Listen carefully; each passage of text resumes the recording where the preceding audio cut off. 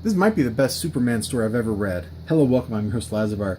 I devoured this thing, all 100 or so pages of it. Just the book had no chance. So, written by Marv Wolfman. This art by Claudio Castellini is fabulous. The colors are gorgeous. The lettering is inobtrusive, like it has to be. There was nothing I didn't like. You can even see, like here on the cover, the two worlds, Smallville and Metropolis. Like, everything about this is not only respectful to Superman, but it gets him. It gets him in a way that modern writers don't seem to understand as much.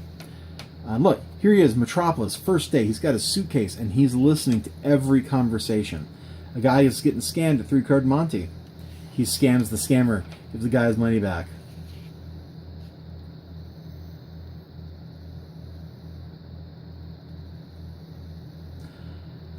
He gets an apartment, clean, safe neighborhood. Look at that. Yep.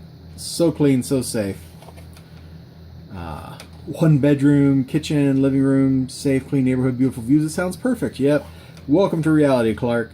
There's a fire. He doesn't intervene because the fire department's there, but he hears about the problem. Somebody's like shooting missiles at buildings.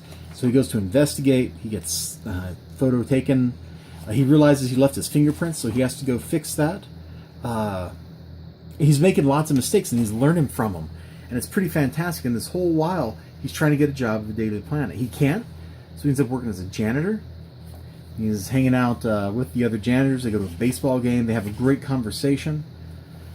This is full of great conversations. Oh my God, it's a Superman book full of great conversations, and I love it. It shows the conflict between the two sides of Superman. The one where he wants to be a normal person, he wants to be the man, and then the part where he knows he can't just be the man, he has to save the world. Look at this. This is a great 2-page spread. I think this was the New York Daily News building, just got blowed up, and there he is. Or not New York, Metropolis Daily News, whatever, it doesn't matter.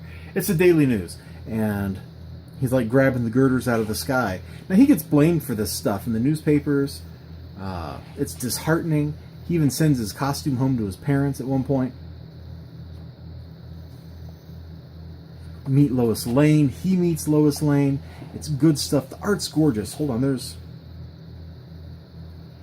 Luthor shows up, and naturally, yeah, I think you can kind of guess where that's all going. But look at the body language between the two of them.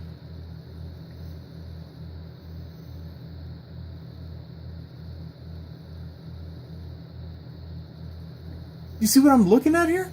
Okay, maybe not because there was some glare there. But like, look. She's assertive. He's being Clark Kent and not assertive. They're having a great conversation. He's trying to get his job. Everything about this is great. Look at that smile up here. Look at that smile. Look at her confident body language, the posing. I mean, yeah, maybe you go, yeah, but look, oh man, I just knocked my tape over. Yeah, but look, her poor spine or whatever. I don't care. She has great, wonderful body language. The artist that drew this understands the character. The writer understands the character. Look at the way she handles Luthor. It's way more aggressive. Like, she was aggressive with Clark. But look at this. She's leaning forward. From Luthor's point of view, he's clasping his hands together. And then it changes. The anger. She's just picking away at him, bit by bit. Oh, it's great stuff. The investigation is awesome. At first, I thought this was going to be a story about Toyman, because the rockets were or the missiles were described as like they were flying in like planes or whatever. I'm like, oh, maybe it's Toyman bombing stuff. But no, that's not at all what it was. I'm not going to tell you what it was. But things in Metropolis are spiraling out of control. Look at this, man. Imagine trying to sleep and you can hear everything.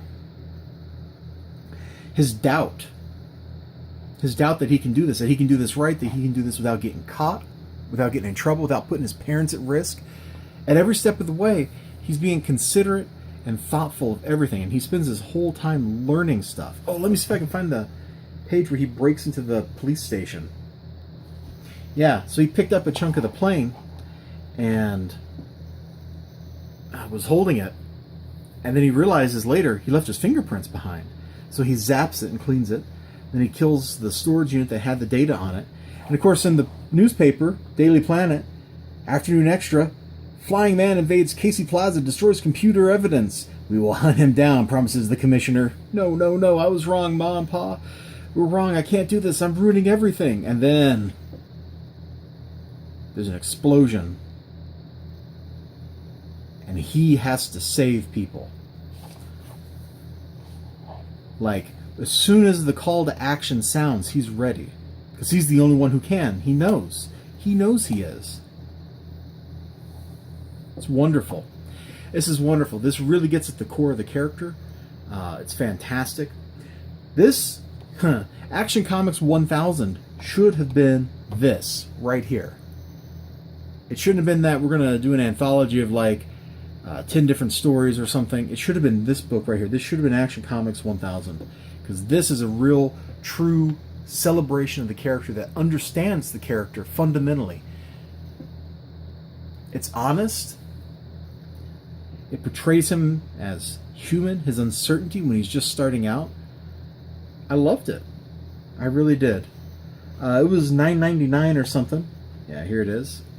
Oh, you know the crazy thing is $9.99. It's got this nice like stock cover, and then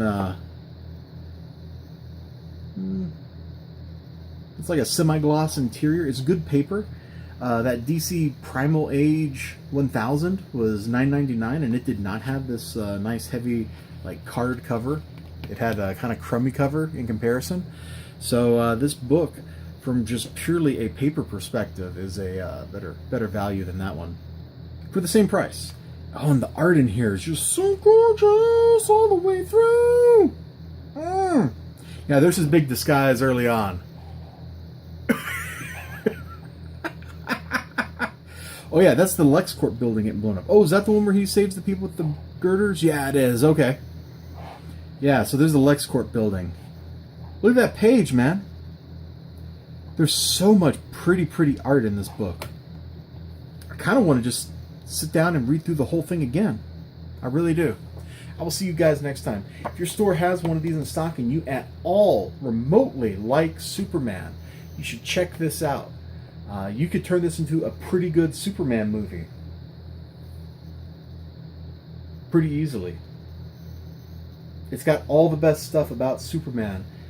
His powers, like aside from the fact that he's going and saving people, like the powers aren't really what's driving the story. It's the man and his character, which is how Superman's supposed to be. It's all about somebody who strives, no matter what, to do the right thing.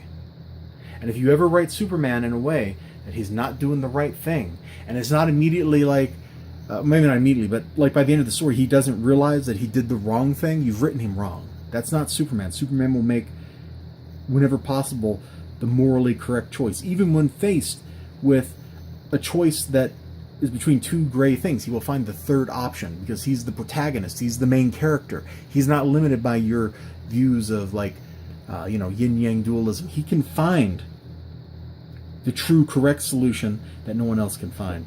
And in this story, he's just helping people, working through his own personal doubts and uncertainties so that he can go from being a Superman to becoming Superman, if that makes any sense.